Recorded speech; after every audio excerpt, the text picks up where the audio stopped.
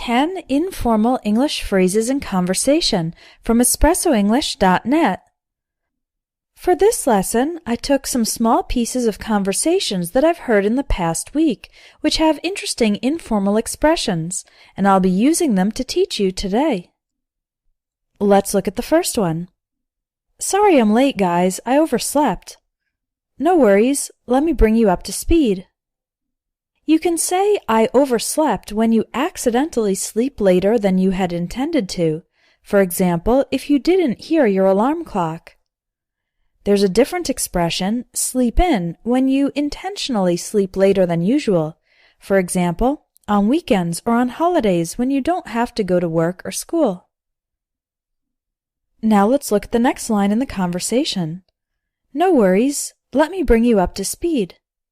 The expression no worries means no problem or it's okay.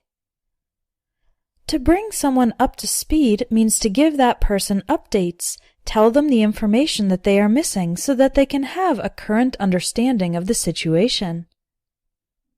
Another way to say this is let me fill you in. Here's another bit of conversation that I heard recently. What are you up to next week?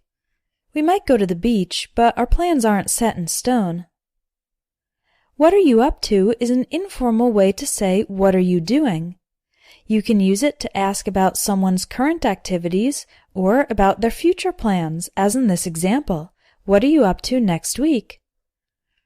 You can also say, what have you been up to lately, to ask about what the person has been doing in the recent past.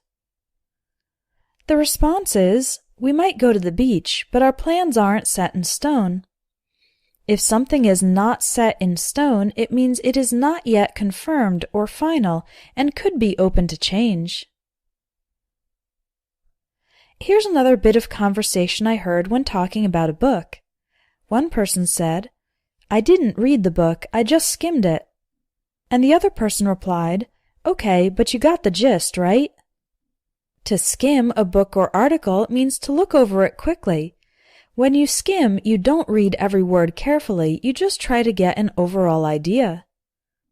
To get the gist of something means to understand the central or the essential idea, even if you don't know all the details. This was a conversation I heard after attending a presentation. That presentation was way over my head. Yeah, I found it kinda hard to follow. If something is over your head, it means it was too difficult for you to understand. The word way can be used informally to mean very or much. For example, if something is way too expensive, that means it is much too expensive, not just a little bit, a lot. So this person is saying that the presentation was much too difficult for them to understand. The other person responded, yeah, I found it kind of hard to follow. The expression I found it in this context means I thought it was, or my opinion is that it was. And hard to follow means it was difficult to accompany the flow of ideas. The speaker is implying that the presentation was rather disorganized and unclear. Here's our final conversation. It's two people who are talking about a new employee. The third time he screwed up, I almost lost it.